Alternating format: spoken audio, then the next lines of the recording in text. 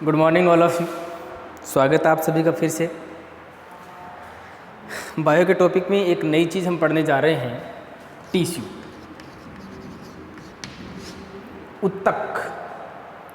तो उत्तक एनिमल का पार्ट भी है, उत्तक है वो प्लांट्स का पार्ट्स भी है, तो दोनों प्रकार से हमें पढ़ना है। लेकिन यहाँ हमें कैसे उत्तक पढ़ने हैं, केवल और केवल हम यहाँ पर प्लांट टिश्यू पढ़ना चाहेंगे। तो उत्तक वास्तव में है क्या, उत्तक होते क्या हैं? तो यदि हम सिंपल भाषा में कहें तो क्या कह सकते हैं, ग्रुप ऑफ सेल यानी कोशिकाओं का समूह ही क्या कहलाता है, उत्तक कहलाता है। और उत्तक ग्रुप ऑफ टिश्यू क्या कहलाएगा, वो टिश्यू सिस्टम बन जाएगा। खैर वो बात की बात है, केवल और केवल हमें यहाँ पर क्या पढ़ना है, पादप उत्तक पढ़ने। पादप उत्तक क्या है, तो उत्तक किसे कहेंगे, क्या रहेगी डेफिनेशन। यदि एनिमल की बात करें या प्लांट की सेंस में बात करें तब भी डेफिनेशन एक ही रहने वाली है। क्या डेफिनेशन रहने वाली है, ये रहेगी कि कोशिकाओं का ऐसा समूह जिनकी संरचना तो चाहे समान ना हो, कुछ कोशिकाएं छोटी कुछ बड़ी हैं, हो सकती हैं, छोटी कोशिका भी है, कुछ बड़ी कोशिकाएं हैं, छोटी और बड़ी किसी प्रकार की कोशिकाएं हों, लेकिन उनके कार्य और उनकी जो उत्पत्ति है वो एक जैसी होनी बहुत ज़रूरी है, एक ही कार्य करते हैं। तो कोशिकाओं का ऐसा समूह है जिनकी आकृति भिन्न भिन्न हो, लेकिन उनके कार्य और उत्पत्ति क्या होने चाहिए, एक ही होने चाहिए। तो ऐसी कोशिकाओं के समूह को हम क्या कहेंगे, उत्तक कहेंगे। यहाँ पर हम क्या पढ़ने जा रहे हैं, पादप उत्तक। तो क्या डेफिनेशंस है, कोशिकाओं का ऐसा समूह है जिनकी आकार तो भिन्न भिन्न हो, लेकिन उनके कार्य और उत्पत्ति समान होने चाहिए। ऐसे समूह को क्या कहते हैं, या ऐसे कोशिकाओं के समूह को क्या कहते हैं, उत्तक कहते हैं। हम पादप उत्तक की बात कर रहे हैं। मोस्टली पादप उत्तक दो प्रकार के होते हैं। नंबर एक विभज्योतकी उत्तक और नंबर दो है स्थायी उत्तक। पहला जो विभज्योतक उत्तक है इसको क्या कहेंगे, मेरिस्टेमेटिक टिश्यू, मेरिस्टेमेटिक टिश्यू, विभज्योतक उत्तक। हमें इसी को थोड़ा सा डीप से पढ़ना है कि विभज्योतक उत्तक क्या है। इसको जो स्थायी उत्तक है ना उसको हम बाद में पढ़ते हैं, पहले केवल और केवल विभज्योतक उत्तक को पढ़ते हैं कि विभज्योतक उत्तक क्या है। तो देखो नाम से पता चल रहा है ना, विभज्योतक शब्द कहाँ से, डिवीजन से लिया गया है। विभाजन करने वाले उत्तक यानी डिवीजन करने वाले।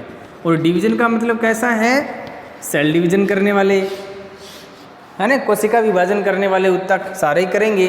तो सेल डिवीजन भी आपने पढ़ा है, ये आगे की क्लास में पढ़ेंगे। दो प्रकार का होता है ना, एक तो कौन सा, माइटोसिस, और दूसरा कौन सा है, मियोसिस। माइटोसिस और मियोसिस यानी समसूत्री विभाजन, और दूसरा कौन सा है, अर्धसूत्री विभाजन। चलो बाद में एक जब हम सेल डिवीजन का एक टॉपिक लेंगे तब इसको पढ़ेंगे, लेकिन फिलहाल आपको इतना ही समझना है कि माइटोसिस में या समसूत्री विभाजन में एक सेल से कितनी सेल्स बन जाती हैं, 2, और मियोसिस में एक सेल से कितनी बन जाती हैं, 4, क्योंकि मियोसिस कितने पार्ट्स में होता है, 2 में। तो यहाँ तक का जो पोर्शन है वो माइटोसिस जैसा ही है। इसको क्या कहते हैं, मियोसिस फर्स्ट, और आगे वाला मियोसिस सेकंड। अर्धसूत्री विभाजन प्रथम और अर्धसूत्री विभाजन द्वितीय। तो यहाँ से यहाँ तक कितनी सेल्स बन गई, 4। एक कोशिका से 4 बनती हैं अर्धसूत्री विभाजन में, और 1 से 2 बनती हैं किस में, माइटोसिस यानी समसूत्री विभाजन में। तो सेल्स में क्या क्षमता होनी चाहिए, विभाजन करने की यानी डिवीजन करने की कैपेसिटी होनी चाहिए। तो विभज्योतक उत्तक ऐसे ही होंगे, यानी विभज्योतक उत्तक की जितनी कोशिकाएं हैं वो लगातार क्या करती रहती हैं, विभाजन करती रहती हैं। जैसा कि स्थायी उत्तक का नाम है, वो स्थायी रहेगा, वो डिवीजन नहीं करेगा। तो विभज्योतक उत्तक की क्या डेफिनेशन होगी, ऐसे उत्तक जिनकी सारी कोशिकाएं लगातार विभाजन करती रहती हैं उसे विभज्योतक कहते हैं। तो कौन सी कोशिकाएं प्लांट में ऐसी होती हैं जो लगातार ऐसा काम करती हैं, आपने देखा होगा प्लांट का जो तना है बेसिकली, तो प्लांट का जो तना है क्या ये रात दिन बढ़ता रहता है, कि यदि रात दिन बढ़ता रहता लगातार तो कितना बड़ा हो जाता, बहुत कम बढ़ता है। लेकिन आपने देखा होगा कि प्लांट की जो टहनियाँ हैं, ऊपर वाली जो लीफ हैं वो लगातार बढ़ती रहती हैं, और जो इसकी जड़ है अंडरग्राउंड, उस जड़ के जो अंतिम छोर हैं वो भी क्या हैं, वो बढ़ते रहते हैं। आप ना किसी प्लांट की पत्तियों को काट दीजिए, पत्तियाँ वापस दोबारा से आ जाती हैं, उसकी टहनियाँ बढ़ती रहती हैं, फिर हम उसको हर साल काट देते हैं, फिर भी टहनियाँ बढ़ जाती हैं, लेकिन तना नहीं बढ़ता ना उतनी गति से। तो पादप की जड़, तना और पत्तियां या शीर्ष भाग की वे कोशिकाएं जो लगातार बढ़ती रहती हैं, उन कोशिकाओं के समूह को क्या कहते हैं, उत्तक कहते हैं। तो विभज्योतक कोशिका उत्तक जो है, या कोशिका कह दो, कोशिकाओं का समूह उत्तक बन जाएगा। तो विभज्योतक या मेरिस्टेमेटिक टिश्यू की क्या डेफिनेशन है? पादप के जड़, तना या शीर्ष भाग की वे कोशिकाएं जो लगातार डिवीजन करती रहती हैं, लगातार विभाजनशील रहती हैं, उसे विभज्योतक उत्तक कहते हैं। यानी जिसमें विभाजन की क्या क्षमता होगी? अपार क्षमता होगी, लगातार अनवरत विभाजन करती रहेंगी। तो ऐसे उत्तक जिसमें विभाजन की क्षमता अत्यधिक होती है, अपार क्षमता होती है, ऐसे उत्तकों को हम क्या कहते हैं? विभज्योतक उत्तक कहते हैं। अब फिर उसके बाद में विभज्योतक उत्तक के हम लक्षण पढ़ेंगे। पहले मैं डायग्राम बना देता हूँ कि विभज्योतक उत्तक की सेल्स हैं वो होती कैसी हैं।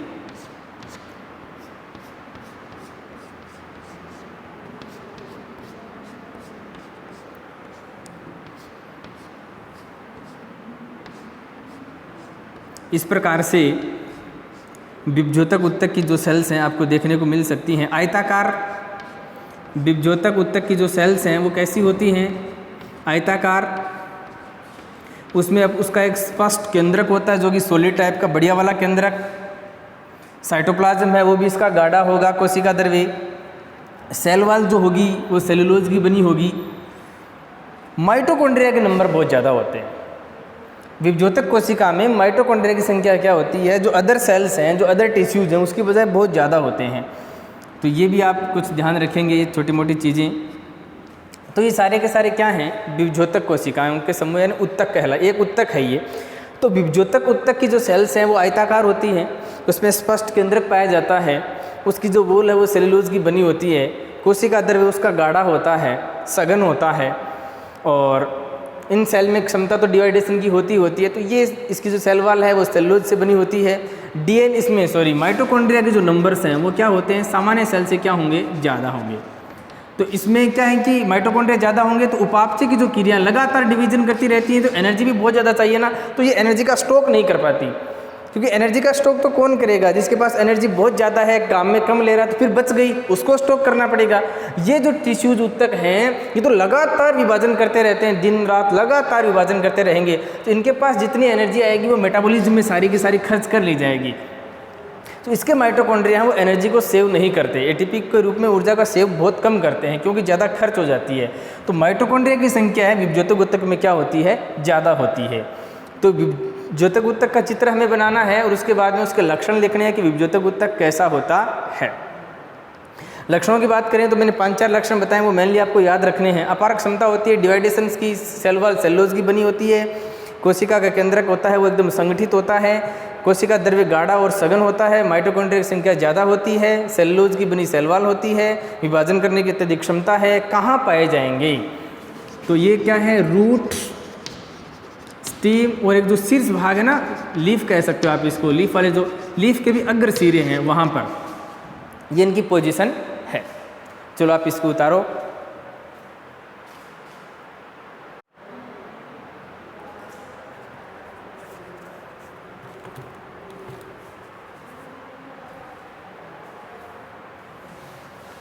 अब हम इसकी क्लासिफिकेशन पढ़ेंगे, मेरिस्टेमेटिक टिश्यू का क्लासिफिकेशन।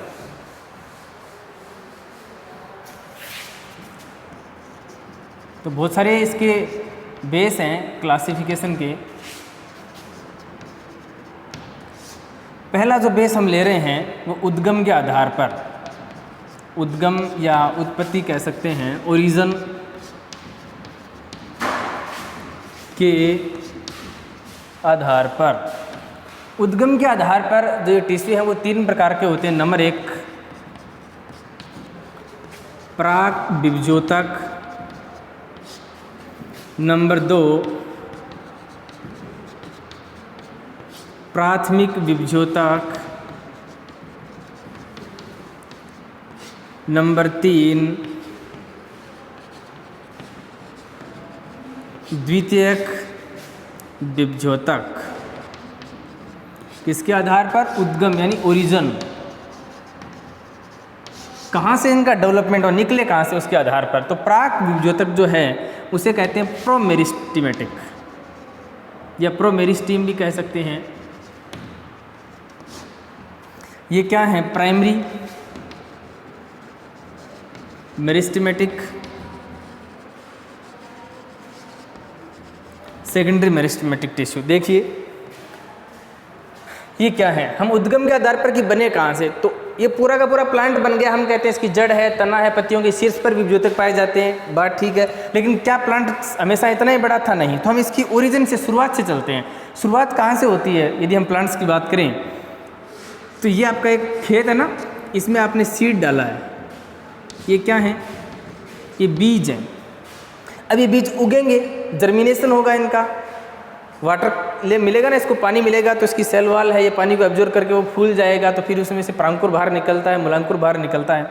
तो सबसे पहले जो सीड्स हैं वो फूटेंगे, तो एक छोटी सी कलिका बाहर और एक छोटी सी कलिका अंदर। तो ऊपर वाली जो छोटी सी कलिका है इसको क्या कहते हैं? परांकुर। और नीचे वाली क्या कहलाती है? मूलांकुर। तो जब बीज थी तो निर्जीव कोशिका, सजीव कोशिका है, वो पड़ी रहती है, किसी प्रकार का डिवीजन नहीं होता। जब आपने इसको पानी में डाल दिया तो पानी को अवशोषित कर लिया इसने, मिट्टी और पानी मिला इसको, तो फूल गया और फिर बाहर इसमें परांकुर निकला। तो सबसे पहले बाहर जो निकली वो कोशिकाएं तो हैं, बाहर निकला परांकुर, कोशिकाओं का तो बना है। तो परांकुर में जो सेल्स हैं, पहली 3 सेल, 4 सेल, 5 जितनी भी, उन सेल का समूह का जो उत्तक है, उस उत्तक को क्या कहेंगे? प्राक विभजोतक। यानी किसी भी प्लांट्स में सबसे पहले बनने वाले उत्तक कौन से होते हैं? प्राक विभजोतक होते हैं। तो नीचे की ओर जड़ बनने जा रही है, थोड़ी सी छोटी सी, ऊपर की ओर तना बनने जा रहा है, तो ऊपर वाला इतना पोर्शन, नीचे वाला इतना पोर्शन, ये क्या कहलाते हैं? ये प्राक विभजोतक हैं।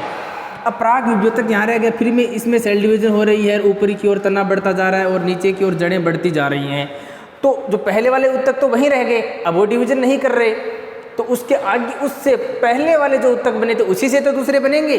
पहला जो प्राक विभजोतक बना था उसी से दूसरे बनेंगे, तो उसी से दूसरे बनने वाले उत्तक क्या कहलाते हैं? प्राथमिक विभजोतक।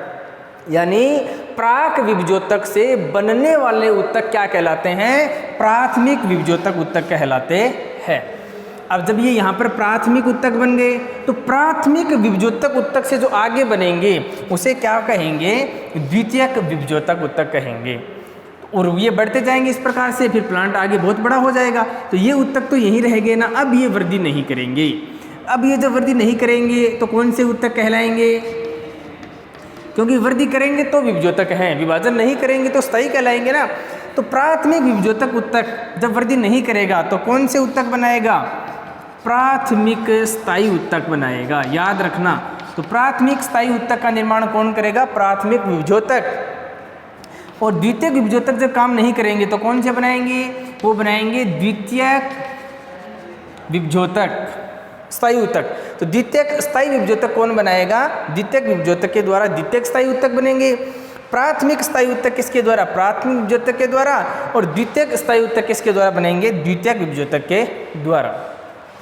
तो ये उद्गम के आधार पर हो गया। इसके बाद में हम अगला पोर्शन अगली क्लास में पढ़ेंगे कार्य के आधार पर।